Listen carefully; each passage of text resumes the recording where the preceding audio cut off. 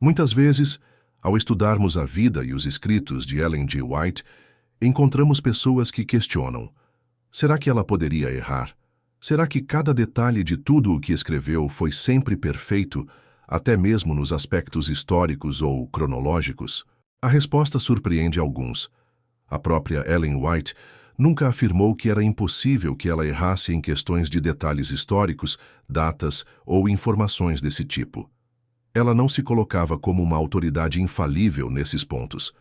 E se pensarmos bem, isso está em harmonia com o que encontramos nas Escrituras. Até mesmo profetas bíblicos inspirados por Deus poderiam apresentar imprecisões, quando o assunto não era a mensagem espiritual ou o núcleo da revelação divina. Algumas pequenas discrepâncias cronológicas encontradas na Bíblia são bons exemplos do que ela quis dizer. A inspiração não transforma o mensageiro de Deus em um historiador perfeito, mas o capacita a transmitir fielmente a mensagem que o Senhor deseja que seu povo receba. Isso nos leva a outro ponto muito importante. Os conselhos e orientações inspiradas, mesmo que vindos de Deus, precisam ser compreendidos dentro do seu contexto histórico e das circunstâncias específicas em que foram dados. Muitas vezes, as condições mudam, e assim também muda a maneira como aplicamos essas instruções. Um exemplo claro vem de um episódio no final do século XIX. Naquela época, Ellen White se manifestou vigorosamente contra adventistas do sétimo dia que compravam bicicletas.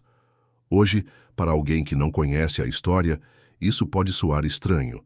Afinal, bicicletas parecem algo simples, inofensivo e até saudável. Mas vamos voltar no tempo e entender o cenário. No final dos anos 1800, surgia uma verdadeira febre pelas bicicletas de alto padrão. Essas bicicletas não eram como as que conhecemos hoje, baratas e acessíveis. Pelo contrário, custavam vários meses de salário de um trabalhador comum. Comprar uma bicicleta era, para muitos, um ato de ostentação. Não se tratava de um meio de transporte essencial, mas sim de um símbolo de status. Além disso, havia um espírito competitivo e exibicionista em torno delas. Muitos compravam bicicletas não para se deslocar, mas para mostrar que tinham dinheiro, participar de corridas ou simplesmente impressionar os outros. Ellen White, percebendo o perigo dessa mentalidade de consumismo e vaidade dentro da igreja, advertiu contra esse comportamento. Seu objetivo não era condenar o objeto em si, mas alertar contra o desperdício de recursos e a busca por luxo e competição, especialmente em um tempo em que a igreja necessitava de recursos para evangelizar o mundo. Agora, avancemos mais de 100 anos. Hoje a realidade é muito diferente. As bicicletas, na maioria dos casos, são acessíveis, usadas para recreação, transporte saudável e até para o trabalho missionário. Crianças crescem aprendendo a pedalar, famílias fazem passeios juntos. E muitos utilizam esse meio para cuidar da saúde.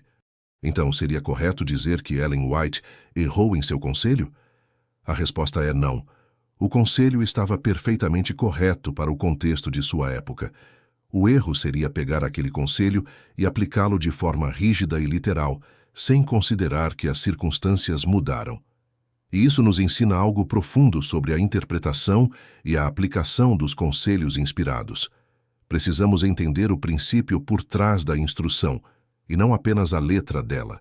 No caso das bicicletas, o princípio era: não gaste de forma desnecessária com coisas caras apenas para se exibir ou competir.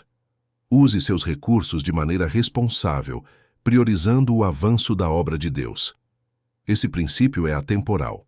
Ele valeu no século XIX, vale hoje, e valerá até o fim dos tempos. Outro exemplo semelhante pode ser encontrado em várias áreas: moda, tecnologia, hábitos de lazer e até mesmo alimentação. Algo que, em um determinado momento da história, representava luxo, desperdício ou perigo espiritual, pode, em outro momento, se tornar algo simples e comum, desde que usado com equilíbrio. O que precisamos sempre perguntar é: qual é o espírito por trás do conselho?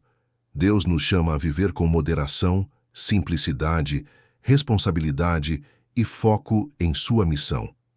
Tudo o que nos afasta disso deve ser evitado, seja um objeto caro do século XIX ou um novo modismo do século XXI. Por isso, quando estudamos os escritos de Ellen White, não devemos cair em dois extremos. De um lado, achar que cada palavra se aplica exatamente da mesma forma em todos os tempos e lugares, sem considerar o contexto. De outro, descartar seus conselhos só porque eles parecem ultrapassados à primeira vista. O caminho equilibrado é compreender a mensagem central, o princípio orientador e então perguntar: como aplico isso na minha realidade de hoje? Voltando ao ponto inicial, Ellen White não alegou ser infalível em questões de história ou ciência. Sua missão principal não era corrigir livros de geografia ou tabelas de datas, mas apontar para Cristo, preparar um povo para a volta de Jesus e orientar a Igreja em sua missão. E como ela mesma disse, o Senhor tem sua maneira de conduzir sua obra. Isso significa que em cada tempo e lugar, Deus pode nos mostrar como aplicar os conselhos do passado às realidades do presente. Assim como a questão das bicicletas, muitos outros conselhos dela se tornam ainda mais preciosos quando entendemos o porquê foram dados.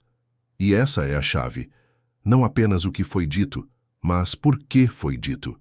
Portanto, quando você encontrar um conselho de Ellen White que pareça estranho aos olhos de hoje, não se apresse em julgar. Estude o contexto. Descubra as circunstâncias da época. Entenda o princípio por trás das palavras. E então ore para saber como Deus quer que você viva esse conselho hoje. Esse equilíbrio evita interpretações erradas e nos ajuda a enxergar a beleza e a relevância contínua dos escritos inspirados. Porque, no fim das contas, a mensagem dela sempre apontava para a mesma direção: viver de forma simples, consagrada e com o coração voltado para a missão de Deus. Pesquisado em centralwhite.org.br perguntas. E se você gostou do conteúdo desse vídeo, deixe o seu like e se inscreva no nosso canal.